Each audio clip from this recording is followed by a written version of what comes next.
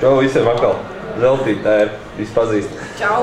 Jā, šajā vēsturiskajā dienā mēs arī nointervējam Zeltīti, kur šajā dienā stāvēja iz Valmieras meiteņu komandas Soliņa. Rezultāts 3-4. Mazliet pārsteidzoši, kā tev šķiet pašai?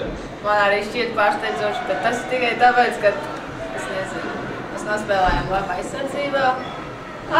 Stula intervija! Un Pagaid, pēc 10 gadiem tu skatīsies, tev patiks. Nebija pamats sastāvu spēlētājs kāds dažs. Un es pat nebija. Kam, Rubenē nebija, ja? Jā, Rubenē. Bet, nu, arī Valmierē. Dažus tur tikai nebija tā, kā tu saki. Tur jau... Tomēr esam strādājuši. Kā tev likās, vairāk nospēlēja labi tavas vadītās meitenes, ja arī Ruben nospēlēja slikti? Tā nevar uzreiz teikt viens slikti, viens labi. Bet, nu, rezultāts ir līdzīgs. Jā. Un tā 3 vārdus ielaist, nu, tas arī Rubenēs ir bijis tā. Jā. Tāpēc... Mēģini izskaidrot, kāpēc tā. Esat pielikuši, varbūt jau jūtams, kad tev, teiksim, kādu mēnesi vai vairāk strādāt ar to komandu un apsties, kā iet uz augšu, varbūt, kā tev liekas? Iet uz augšu, bet reklāma, nākat meitenes trenēties pie Valmieras, mēs esam ļoti maz. Pie Rubens arī. Pie visam, nākat florbolu trenēties. Nākat trenēties, jā. Un kā tev liekas, nu, šitais projekts vispār kā tāds Rubens Valmieras dienas?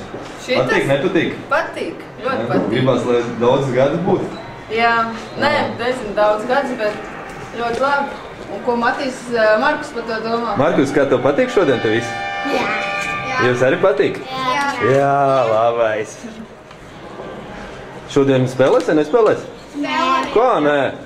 Spēlējam mēs. Spēlējam? Bet jūs tikai tāds starp periodiem, ja?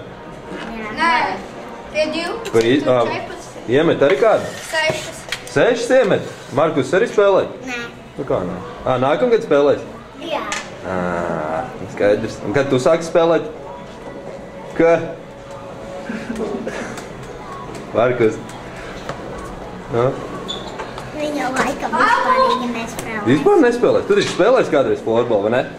Nu, protams. Labi, pagaidām tad viss, ne? Es domāju, lai mums šī jau kādu dienu turpinās un... Paldies par jauko interviju. Jā, nu, protams. Čau.